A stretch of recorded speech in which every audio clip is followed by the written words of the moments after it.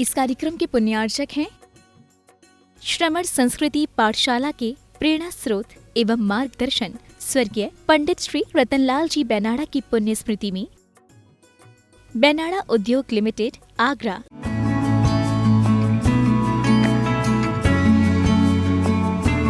जय जिनेन्द्र नमिऊणवढमाणं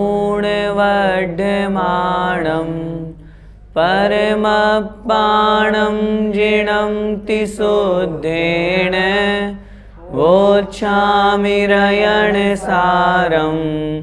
सायारणयार्धं मीणं। पंच परमेष्ठी भगवान की जय। द्वादशांग जिनवाणी माता की जय। आचार्य भगवंत श्री कुंद कुंद स्वामी महाराज की जय। आचार्य भगवंत श्री विद्यासागर जी महामुनिराज की जय। परम पूज्य गुरुदेव निर्यापक श्रमण मुनिपुंगो श्री सुधा सागर जी महाराज की जय। अढ़ाई द्वीपस्थ समस्त महामुनिराजों की जय। रयणसार ग्रंथादिराज में वर्णन चल रहा है मिथ्यात्व के समान इस संसार में इस आत्मा का और कोई शत्रु नहीं है, सम्यक्त्व के समान और कोई मित्र नहीं है। आत्मा को इस संसार से निकालने में अगर कोई मुख्य निमित्त है तो वो है सम्यक दर्शन। पिछली कक्षाओं में हम समझ रहे हैं कि सम्यक दर्शन से सुगति की प्राप्ति होती है और उस सुगति में पहुंच करके वह आत्मा अपनी आत्मा को परमात्मा बनाने का प्रयास करता है, अभ्यास करता है। और यदि इसी के विपरीत यदि मिथ्यात्व के साथ यदि उस जीव का परिभ्रमण होता है तो वह दुर्गति का पात्र होता है और संसार के दुखों को प्राप्त करता है। इसलिए अगर हम अपनी आत्मा का कल्याण करना चाहते हैं तो आचार्य महाराज कह रहे हैं मिथ्यात्व को छोड़ो और सम्यक्त्व को अंगीकार करो। बड़े बड़े मुनि महाराज भी यदि वो मुनि वेश में भी है, देश संयमी के वेश में भी है, अथवा गृहस्थ में रहते हुए कोई प्रतिमा आदि का भी पालन कर रहा है, लेकिन अगर मिथ्यात्व से युक्त है तो आचार्य महाराज कह रहे हैं वो जन्म मरण के दुखों से दूर नहीं हो सकता। इसलिए अगर हमें संसार से निकलना है तो हमें जन्म मरण के दुखों से दूर होना है तो हमें सम्यक्त्व को अंगीकार करना चाहिए। यही बात अगली गाथा में कह रहे हैं। आइए देखते हैं गाथा क्रमांक 64। धरियौ बाहिर लिंगम, धरियौ बाहिर लिंगम, परिहरियौ बाहिरख सोखम ही, परिहरियौ बाहिरख सोखम ही, करियौ किरियाकम्मं, करियौ किरियाकम्मं, मरियौ जम्मियौ बहिरप्पजीवो, मरियौ जम्मियौ बहिरप्पजीवो।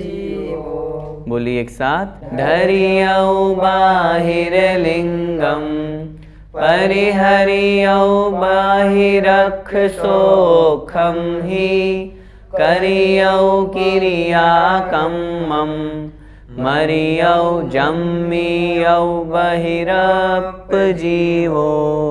आचार्य महाराज इस गाथा में कह रहे हैं यदि कोई आत्मा और अनात्मा के भेद के ज्ञान से रहित है, जो बहिरात्मा जीव है, वह यदि बाह्य वेश भी धारण कर ले, मुनिवेश भी धारण कर ले, तो भी जन्म मरण के दुखों से दूर नहीं हो सकता।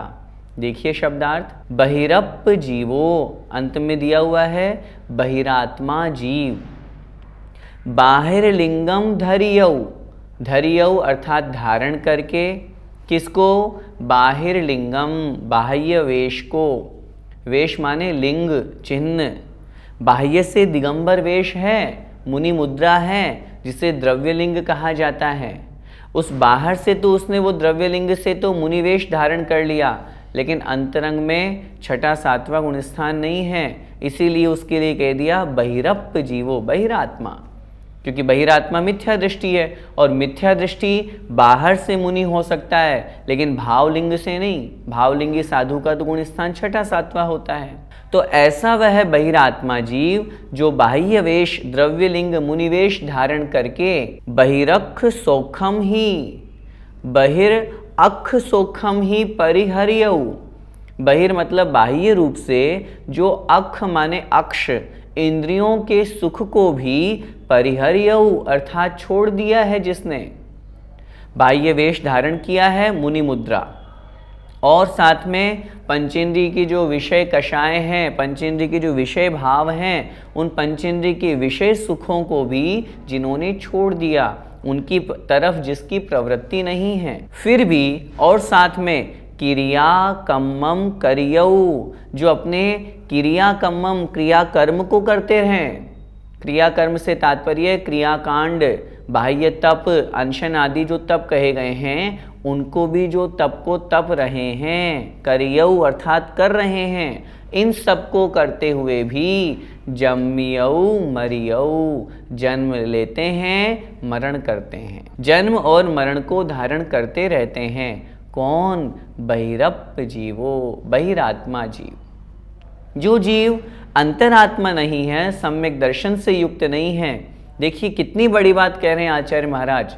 मिथ्यात्व के कारण से, बहिरात्मा होने के कारण से ये सारी की सारी चीजें उसके लिए व्यर्थ हैं, आत्मकल्याण में निमित्त नहीं बन रही है। मुनिवेश, जिस वेश को धारण करने से मोक्ष मार्ग की प्राप्ति होती है, परम दिगंबर मुद्रा को धारण भी कर लिया, पंचेंद्रिय के विषय सुखों की ओर प्रवृत्ति भी नहीं है, बहुत कठोर साधना करते हैं, खूब तप रहे हैं, महीनों महीनों के उपवास, रसों के त्याग कर रहे हैं, अनशन कर रहे हैं, उनोदर कर रहे हैं, वृत्ति परिसंख्यान तप रहे हैं, क्रियाकांड खूब, बाहर के सब क्रियाओं में बिल्कुल 28 मूल गुणों का पालन भी बहुत अच्छे से कर रहे हैं, लेकिन मिथ्यात्व से युक्त है, सम्यक दृष्टि नहीं है। इस कारण से इन सब से युक्त होते हुए भी वो जन्म मरण के दुखों को भोगते रहते हैं। इस बात से हम समझ सकते हैं कि मिथ्यात्व कितना बड़ा पाप है, जो एक आत्मा को दिगंबर वेश धारण कराने के बावजूद भी उसे मोक्ष मार्गी नहीं बनने दे रहा,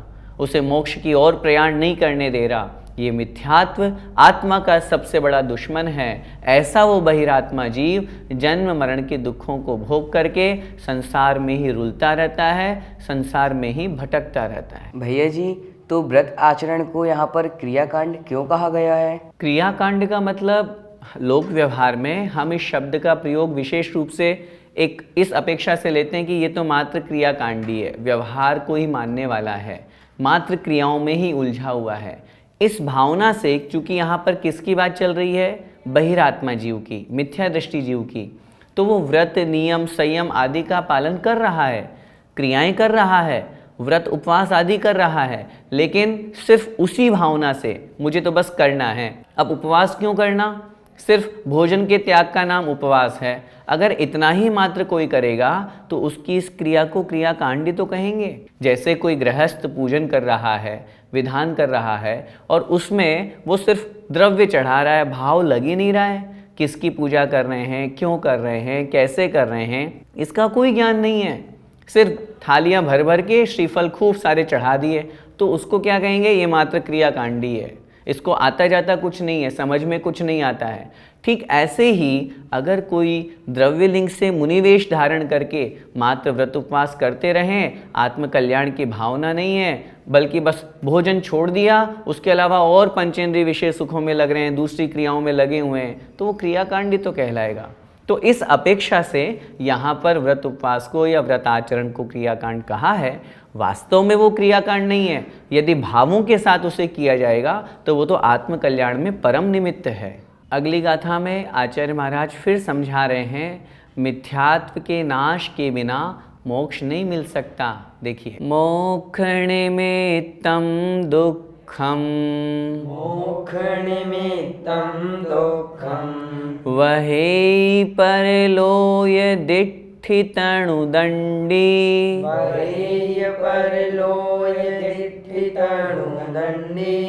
मिच्छा भावण छिज्जै, मिच्छा भावेन छिज्जै, किं पावै मोक्षसौखं हि, किं पावै मोक्षसौखं हि। बोलिए, मोक्ष निमित्तं दुःखं वही परलोय दिट्ठितणुदण्डी,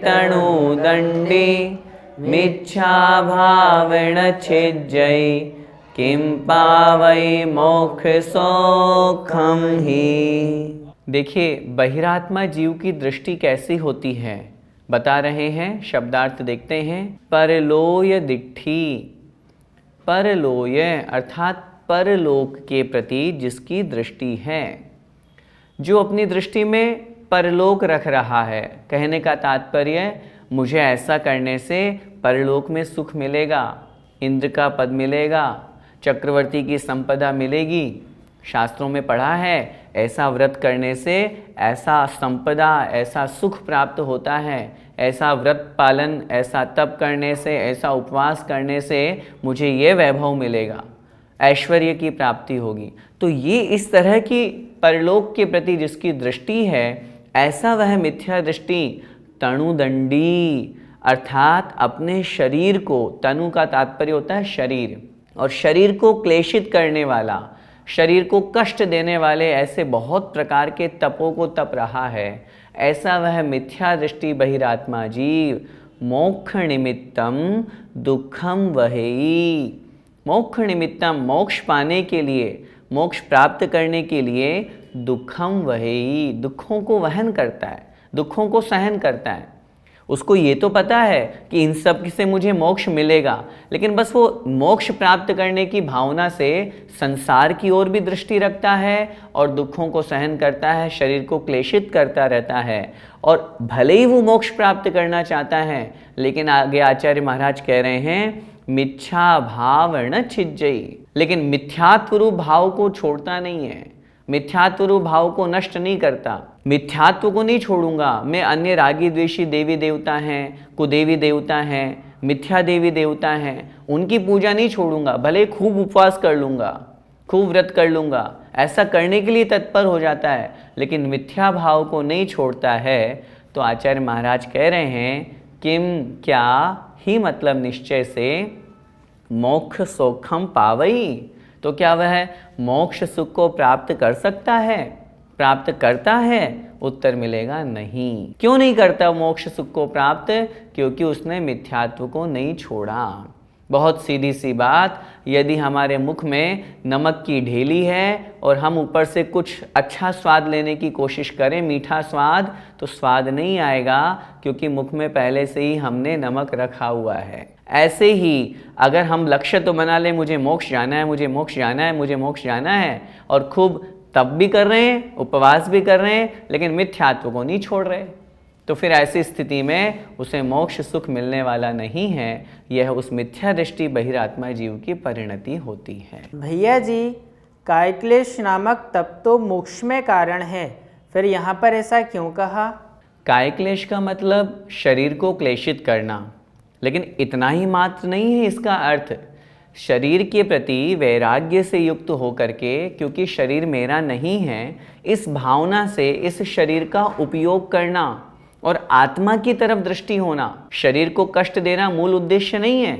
शरीर को कष्ट के साथ में, क्योंकि शरीर मेरा नहीं है तो मैं इसकी चिंता क्यों करूं, मैं इसके बारे में क्यों सोचूं, ये भाव रख करके आत्मा की तरफ दृष्टि जाना जो मेरा स्वरूप है। तो अपने आत्म स्वरूप की जब दृष्टि जाएगी तो शरीर को कष्ट हो, सुख हो, दुख हो, उस तरफ उसका कोई उपयोग नहीं जाएगा। और उसको जो तप कहा गया है वो निश्चित रूप से तप है। और जो मोक्ष की सिद्धि होती है, शरीर के माध्यम से जो तप साधना की जाती है, घंटों घंटों, महीनों महीनों तक जो मुनि महाराज ध्यान में खड़े रहते हैं, पद्मासन में बैठे हुए रहते हैं, तभी तो केवल ज्ञान की सिद्धि होती है। यहाँ पे जो कथन किया जा रहा है, उस मिथ्या दृष्टि जीव का लक्ष्य क्या है? मैं तप करूँगा, इतने सालों तक, इतने महीनों तक अगर ये कार्य करूँगा, अपने शरीर को कष्ट दूंगा, तो मुझे अगले भाव में चक्रवर्ती का पद मिल जाएगा। उसकी दृष्टि निदान की ओर है, वो भोगवांछा चाहता है। वो ये सोचता है मुझे इस तप का फल मोक्ष नहीं मिले, मुझे इस तप का फल परम जो संसार के सुख हैं, सांसारिक वैभव है, वो मिले। और इसी कारण से अन्य तप जो मिथ्या दृष्टि जीव तप तपते हैं, कुतप जिनको हम कहते हैं, उसमें और उसमें क्या अंतर रह जाएगा।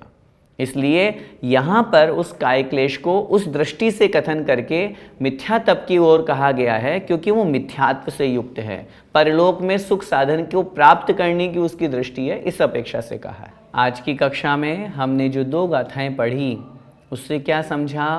सबसे महत्वपूर्ण विषय है मिथ्यात्व का त्याग करना। देखिए, हम इतने समय से रयणसार ग्रंथ पढ़ रहे हैं और आप लोगों को भी लग रहा होगा, हर 2-3 कक्षाओं के बाद में आचार्य महाराज हमें बार बार कह रहे हैं सम्यक्त्व ग्रहण करो और मिथ्यात्व छोड़ो।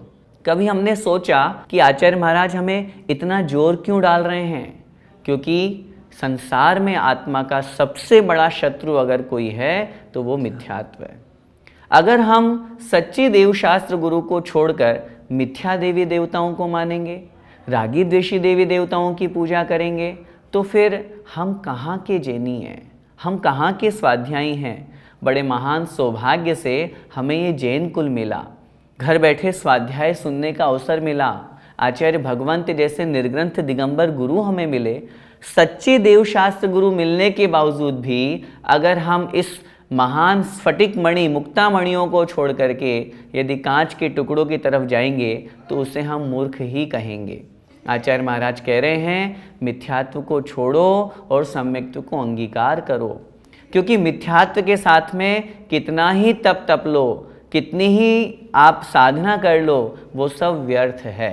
इसलिए हम उस मिथ्यात्व को छोड़ करके सम्यक्त्व को अंगीकार करें और सम्यक चारित्र से युक्त होकर के मोक्ष मार्ग पर लगें। इसी मंगलमय भावना के साथ बोले द्वादशांग जिनवाणी माता की जय। जय जिनेन्द्र।